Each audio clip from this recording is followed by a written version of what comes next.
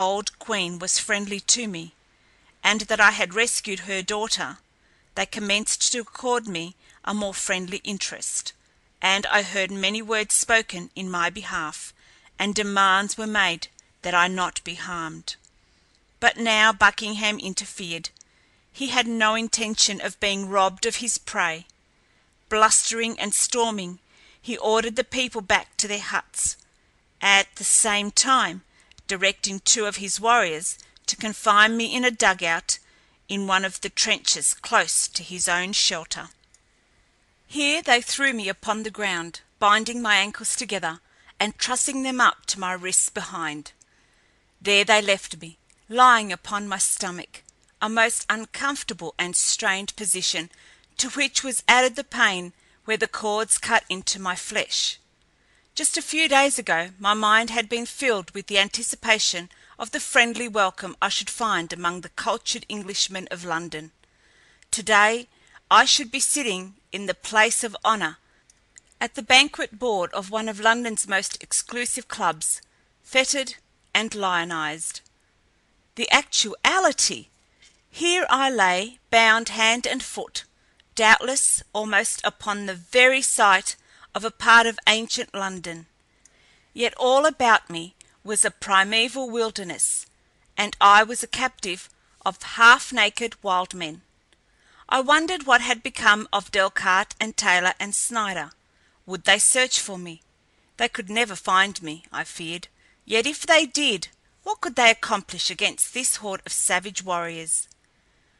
Would that I could warn them. I thought of the girl. Doubtless she could get word to them.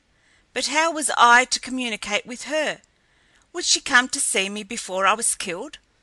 It seemed incredible that she should not make some slight attempt to befriend me. Yet, as I recalled, she had made no effort to speak with me after we had reached the village. She had hastened to her mother the moment she had been liberated. Though she had returned with the old queen, she had not spoken to me even then. I began to have my doubts. Finally, I came to the conclusion that I was absolutely friendless, except for the old queen. For some unaccountable reason, my rage against the girl for her ingratitude rose to colossal proportions. For a long time I waited for someone to come to my prison whom I might ask to bear word to the queen, but I seemed to have been forgotten. The strained position in which I lay became unbearable.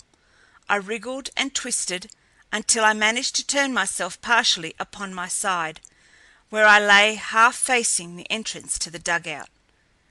Presently my attention was attracted by the shadow of something moving in the trench without, and a moment later the figure of a child appeared, creeping upon all fours.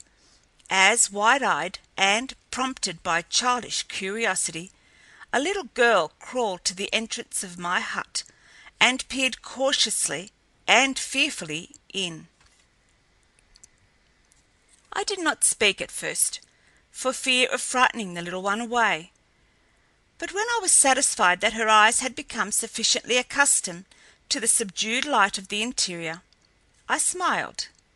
Instantly the expression of fear faded from her eyes, to be replaced with an answering smile. "Who are you, little girl?" I asked. "My name is Mary," she replied. "I am Victoryl's sister." "And who is Victory?" "You do not know who Victory is?" she asked in astonishment. I shook my head in negation.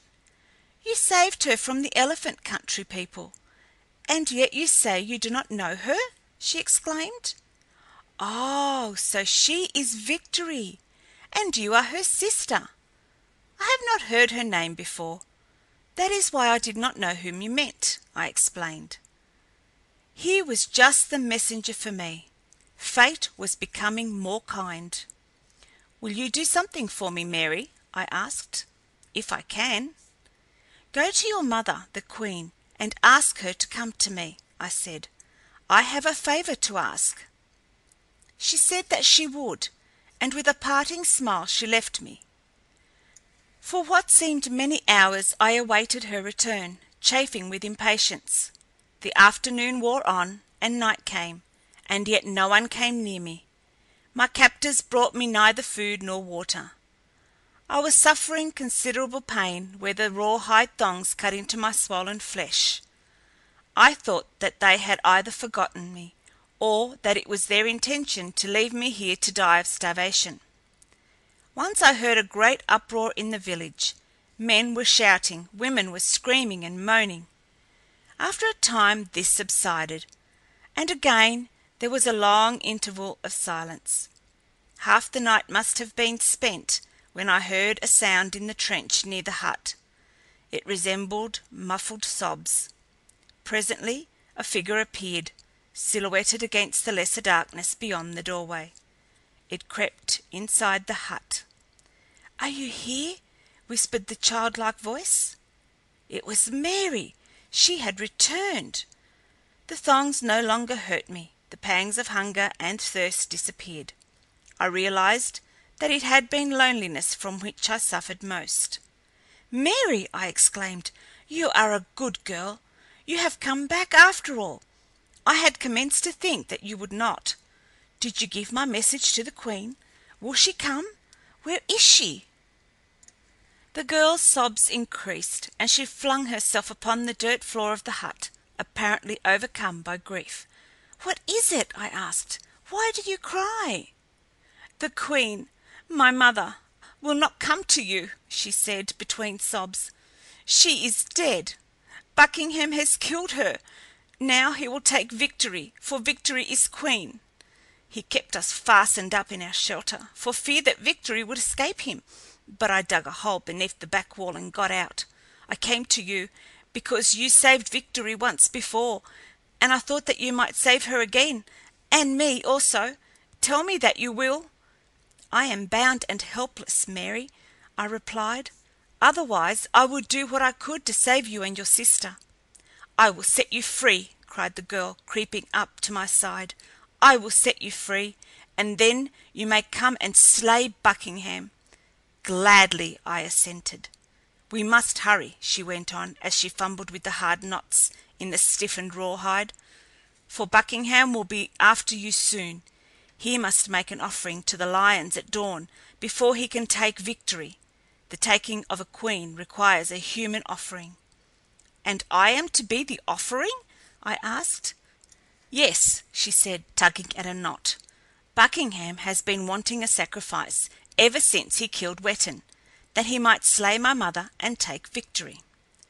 The thought was horrible, not solely because of the hideous fate to which I was condemned, but from the contemplation it engendered of the sad decadence of a once enlightened race. To these depths of ignorance, brutality, and superstition had the vaunted civilization of 20th century England been plunged. And by what? War?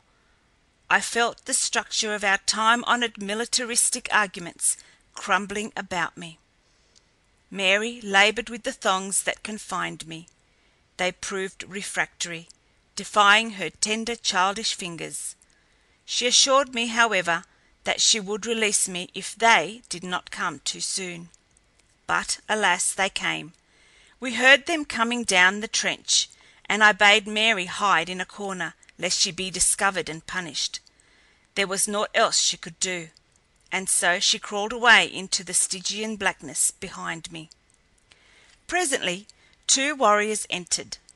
The leader exhibited a unique method of discovering my whereabouts in the darkness. He advanced slowly, kicking out viciously before him. Finally he kicked me in the face. Then he knew where I was. A moment later I had been jerked roughly to my feet. One of the fellows stopped and severed the bonds that held my ankles. I could scarcely stand alone.